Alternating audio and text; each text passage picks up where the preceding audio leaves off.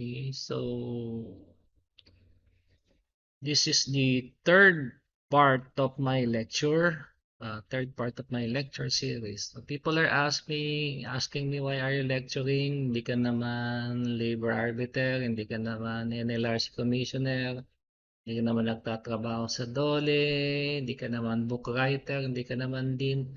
I just tell them because I'm a labor law practitioner. 30 something years. I smell, I eat, I breathe labor laws, and kung tatanungin niyo yung qualification ko as a reviewer, I mean, actually, according to the bar bulletin, the bar questions must refer to questions that deals with issues, problems concerning yung day-to-day practice of a ordinary lawyer. So I would say siguro, yun ang qualification ko. Dahil ako, 95% of my cases are labor-related. So yun. There was just a week ago, a client, a recruitment agency asked me kung ano daw ang dapat nilang gawin doon sa problema nila. Merong silang dineploy na tao sa Qatar. After 1 week, pinauwi. Bakit pinauwi? Dahil meron daw sakit. Sabi ko, di ba merong pre-employment medical examination? Nag-misrepresent. Hindi daw niya inamin na totoong may sakit siya. Sabi ko, maski na. Maski na hindi siya nagsabi ng truthful statement do sa question and answer form, do sa kanyang pre-employment examination, medical exam, dapat yung clinic, this by the way, must be a DOH accredited clinic, dapat hindi pa rin siya na sinertify na fit to work. Kasi pag clinic ka, hindi pwedeng clinic ka lang.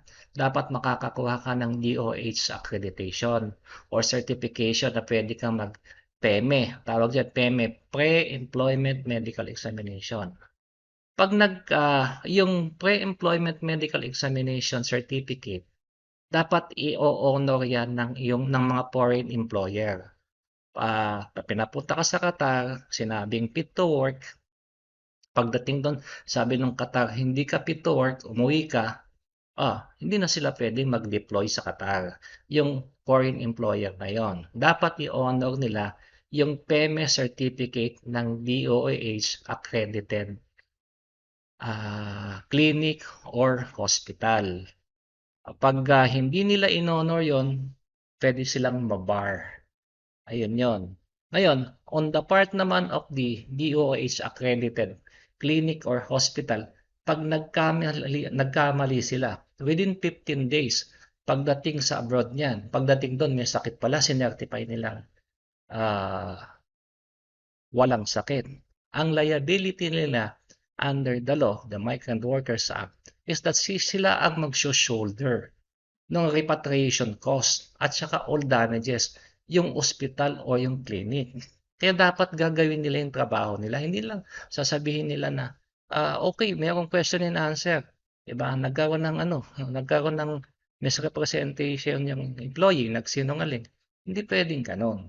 Ngayon, going back to the question of my client, sabi nila, sir, kasi alam mo, yung mga taga-Qatar, ganun talaga sila eh. Pagdating doon, sabi nila, may sakit daw.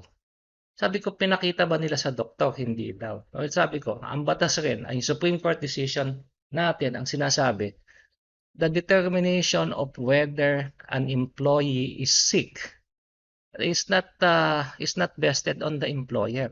Otherwise, pwede siyang magkaroon ng arbitrary dismissal. Makagawa siya ng arbitrary dismissal. Sasabihin niya lang, may sakit ka, umuwi ka. Dapat yan, merong pa ring doktor doon na titingin doon sa empleyado kung may sakit nga o wala. Pagkatapos, kung sinabi ng doktor doon, merong sakit, yung empleyado, pwede siyang kumuha ng sarili niyang doktor, pwede siyang pumunta